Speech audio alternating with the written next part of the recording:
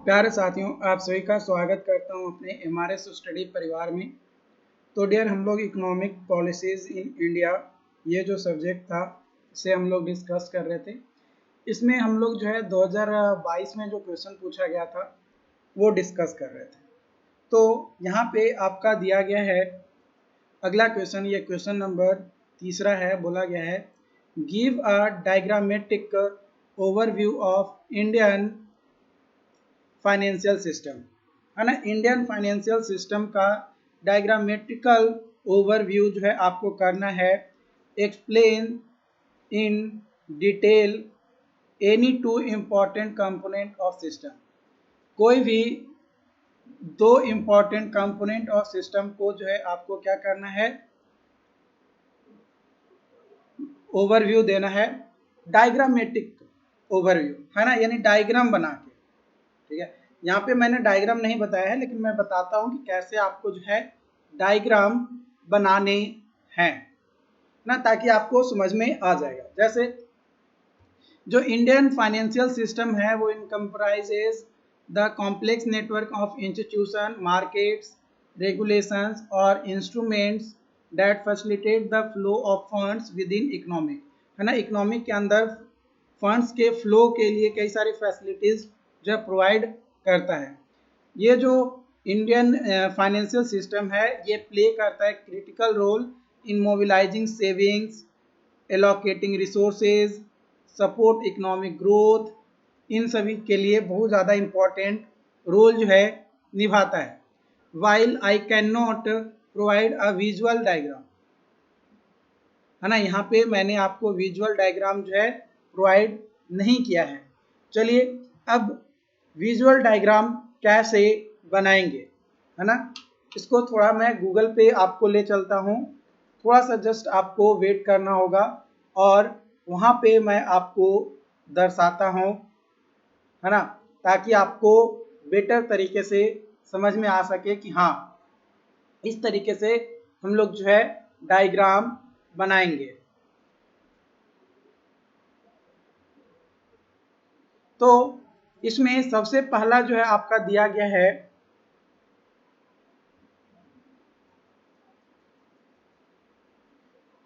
Financial institution, है ना। Financial institution जो है ये फॉर्म है, बैकबोन है हमारा, है ना। Financial institute form the backbone of Indian financial system. Indian financial system का बैकबोन के तौर पे काम करता है। They can be broadly classified into two category, दो कैटेगरी में क्लासिफाई किया जाता है, बैंकिंग इंस्टीट्यूशन और non banking financial institution. Okay, just wait, मैं इसको सर्च कर लेता हूं।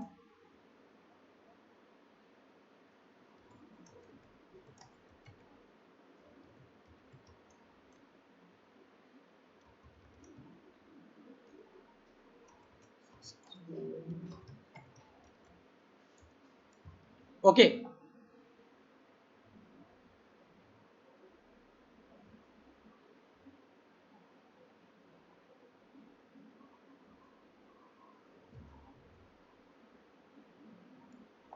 Just wait, right. तो यहाँ पे बैंकिंग इंस्टीट्यूशंस क्या होता है, बात करें बैंकिंग इंस्टीट्यूशंस की, तो बैंकिंग इंस्टीट्यूशन जो है इंक्लूड करता है commercial bank, corporative bank, regional rural banks. जो कॉमर्शियल बैंक है फर्दरली डिवाइड किए जाते हैं पब्लिक सेक्टर बैंक और प्राइवेट सेक्टर बैंक और फॉरेन बैंक।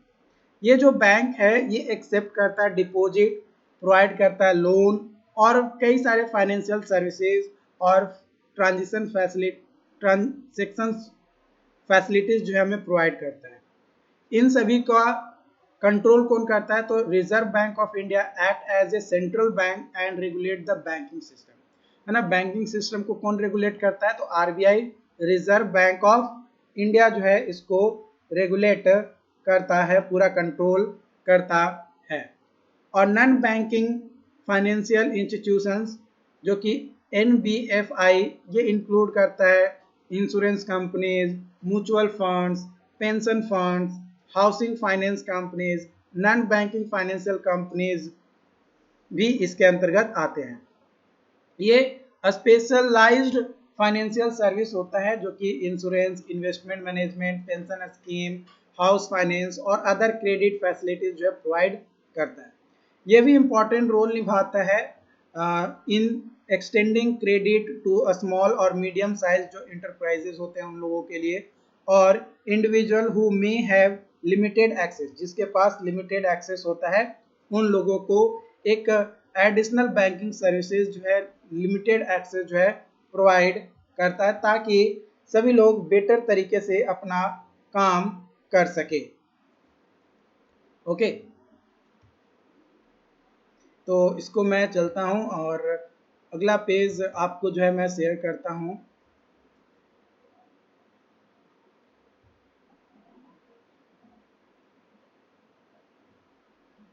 एक मिनट बस, हो गया।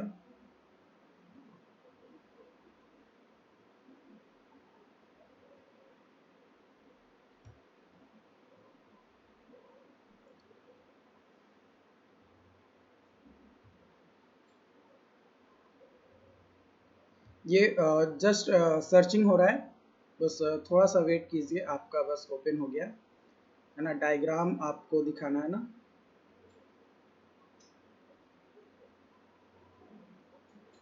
ये क्या हो गया, यहाँ पे आ गया।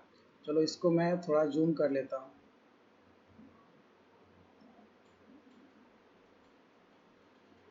जस्ट वेट, ये वर्क नहीं कर पा रहा है अच्छा सा लगता है।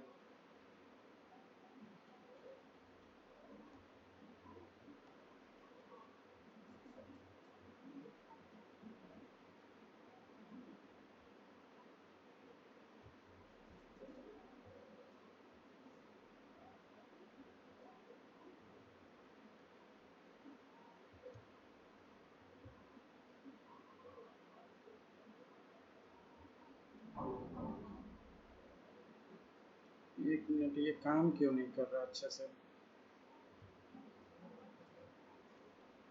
ये फिगर अच्छा से डायग्राम आपका दिया गया है, बट ये काम नहीं कर रहा।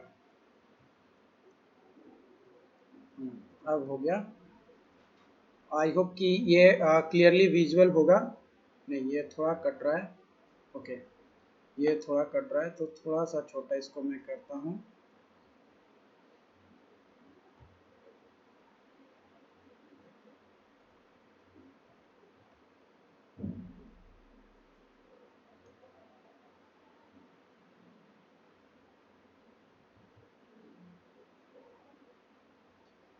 ये पता नहीं क्या हो गया है, काम नहीं कर रहा है लगता है।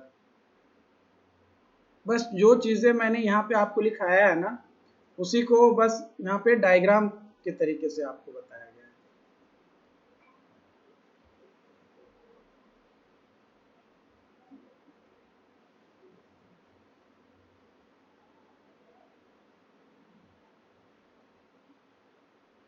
ओके, ये आई होप कि ये नज़र आ रहा होगा, है ना। यहाँ पे आप देख पा रहे होंगे, है ना। यहाँ पे बैंकिंग सेक्टर, कॉमर्शियल बैंक और कारपोरेटिव बैंक का जो कॉमर्शियल बैंक है, प्राइवेट, पब्लिक ओन्ड और रीजनल जो कि rural area, other financial institute में insurance sector, LIC, GIC, mutual funds में यूटीआई और अदर्स, डेवलपमेंट बैंक्स में आपका आईडीबीआई, आईसीआईसीआई, एसआईडीबीआई और अदर्स आपके जो है आते हैं।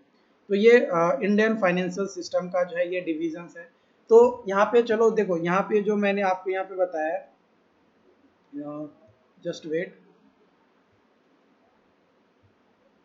यहाँ पे ये जो मैंने बताया आपका ऊपर में, ये आपका जो है बैंकिंग सिस्टम, है ना। तो यहाँ पे आप डायग्राम बना लो, है ना। इंडियन फाइनेंशियल सिस्टम, ठीक है। इंडियन फाइनेंशियल सिस्टम में सबसे पहला आपको क्या लिखना है, पहला लिखना है फाइनेंशियल इंस्टीट्यूशन। आज वर्क नहीं कर रहा है लगता है, जस्ट वेट। फाइनेंशियल इंस्टीट्यूशन, ठीक है। फाइनेंशियल इंस्टीट्यूशन के अंतर्गत कौन सा आ रहा है? दो आ रहा है, एक आ रहा है बैंकिंग और एक आ रहा है नॉन बैंकिंग। वहां तो मैंने गूगल पे आपको दिखाया, बट मैं जो बताया हूं उसके अनुसार बताना। बैंकिंग में आपका तीन तरीके का सेक्टर होता है, बैंकिंग को भी आप सब डिवाइड कर सकते हो। देखो डायग्राम बनाना है यार, तो आप अपने कंफर्ट के अनुसार किसी भी तरीके से बना सकते हो। बैंकिंग में मैंने बताया पब्लिक, है ना, प्राइवेट और रूरल, ठीक है। अब नॉन बैंकिंग, नॉन बैंकिंग में आपका क्या आता है? आपका इंश्योरेंस, है ना, आपका म्यूचुअल फंड्स, उसके अलावा और लिखो यहाँ पे म्यूचुअल फंड्स के बाद पेंशन फंड, है ना। जो जो टर्म मैंने बताया उसको बस एक डायग्राम के फॉर्म में दिखा देना है ना, डायग्राम के फॉर्म में दिखा देना है। बाकी तो एक्सप्लेन मैं कर ही रहा हूं यहाँ पे, ठीक है। उसके बाद दूसरा है आपका फाइनेंशियल मार्केट। तो फाइनेंशियल इंस्टीट्यूशन हो गया, फाइनेंशियल इंस्टीट्यूशन के बाद दूसरा यहाँ पे लिखो फाइनेंशियल मार्केट, फाइनेंशियल मार्केट, ठीक है। अब फाइनेंशियल मार्केट में देखते हैं, तो फाइनेंशियल मार्केट में आपका जो है दो दो मेजर टाइप्स है, कैपिटल मार्केट और money market. Capital market facility देता है buy and sell the long term securities, जैसे equity shares, debentures, bonds, government securities. जो लॉन्ग टर्म का जो सिक्योरिटीज है उसको बाय करना या सेल करना, ये कैपिटल मार्केट फैसिलिटी प्रोवाइड करता है। वही अगर मनी मार्केट बात किया जाए तो ये शॉर्ट टर्म बोरो, है ना, लोन लेना या देना का जो काम होता है वो काम आता है आपका मनी मार्केट के अंतर्गत। मनी मार्केट इंक्लूड करता है आपका treasury bills, commercial paper, certificate of deposit, call money, ये सभी जो है आपका है। अब फाइनेंशियल सिस्टम का जो आपका कंपोनेंट है, पहला है reserve bank of India RBI, है ना, जो कि पब्लिक, प्राइवेट और रूरल बैंक जो भी थे बैंकिंग सेक्टर में उसको कंट्रोल करता है, तो आरबीआई को। तो आरबीआई जो है ये सेंट्रल बैंक होता है और जितने भी इंडियन फाइनेंशियल सिस्टम के अंतर्गत जितने भी बैंकिंग सेक्टर्स हैं उन सभी को ये कंट्रोल करता है। It formulates and implements monetary policies, issue currency, manages foreign exchange service, supervises banks और NBFS, है ना, नॉन बैंकिंग फाइनेंशियल जो है उनको भी जो है ये कंट्रोल करता है। ऐसा नहीं है कि सिर्फ बैंकिंग सेक्टर को, नॉन बैंकिंग सेक्टर को भी ये कंट्रोल करता है। And maintain financial stability, financial stability को मेंटेन करता है। आरबीआई जो है रेगुलेट और कंट्रोल करता है इंडियन फाइनेंशियल सिस्टम को, ensuring the smooth functioning of financial market, ताकि फाइनेंशियल मार्केट जो है अच्छे से काम कर सके या करता रहे, उसके लिए ये मेंटेन करता है। साथ ही साथ प्राइस स्टेबिलिटी को भी जो है ये क्या करता है, मेंटेन करता है। उसके बाद है आपका securities and exchange board of India, SEBI. SEBI जो है एक रेगुलेटरी बॉडीज है that overseas the functioning of capital market in India. जो कैपिटल मार्केट था, है ना, जो कि फाइनेंशियल मार्केट के अंतर्गत आता है, तो कैपिटल मार्केट को देखने का काम करता है या कंट्रोल करने का काम करता है। It regulates and supervises various intermediaries such as stock exchange, brokers, merchant bankers, mutual funds, credit rating agencies, इन सभी को क्या करता है, सुपरवाइज और रेगुलेट करता है। सेबी का मेन जो मकसद होता है वो होता है कि जो भी इन्वेस्टर इंटरेस्टेड हैं उनको प्रोटेक्शन देना, fair and transparent market promote करना और डेवलपमेंट और रेगुलेशन जो भी है सिक्योरिटीज मार्केट का उसको इंश्योर करना। साथ ही साथ ये इन्फोर्स करता है रूल्स और रेगुलेशंस को, ताकि मॉनिटर किया जा सके और जो भी कंप्लायंसेस आ रहे हैं उन सभी को मार्केट मैनिपुलेशंस और फ्रॉडुलेंट जो भी एक्टिविटीज़ हैं उन सभी को बेटर तरीके से जांच पड़ताल करे और उस पे जो भी कानूनी कार्रवाई है या जो भी रूल्स या पॉलिसीज लगाने हैं वो सारी चीज़ें जो है यहाँ पे लगाई जाती है। उम्मीद करते हैं कि ये चीज़ें आपको समझ में आया हो, यहाँ तक कोई दिक्कत नहीं होना चाहिए। बाकी अगर कोई दिक्कत होता है, कोई डाउट्स होता है तो आप हमें ज़रूर बताओ, है ना। इस डायग्राम को मैं कंप्लीट कर देता हूँ। क्या था, कैपिटल मार्केट और मनी मार्केट था ना, है ना। तो फाइनेंशियल मार्केट को जो है दो भागों में डिवाइड करते हैं आपका, जस्ट वेट, दो भागों में डिवाइड करते हैं। एक होता है कैपिटल मार्केट और दूसरा होता है मनी मार्केट। तो ये जो चीज़ें मैंने बताया ये आपका डायग्रामेट्रिकल फॉर्म हो गया, है ना। ये आपका डायग्रामेट्रिकल फॉर्म हो गया इंडियन फाइनेंशियल सिस्टम का। बस और तो कुछ करना नहीं था, डायग्राम बनाना था। ये जो मैंने लिखा बैंकिंग से इंस्टीट्यूशंस, वो उतना लिखने की ज़रूरत नहीं था, बस डायग्राम बनाना था और किसी भी दो टर्म को क्या करना था, एक्सप्लेन करना था, दो कोई कंपोनेंट को, और ज़्यादा इसमें कुछ करना नहीं था। ओके, आई होप कि आज का सेशन समझ में आया हो। अगर कोई डाउट्स आता है तो आप हमें ज़रूर बताओ।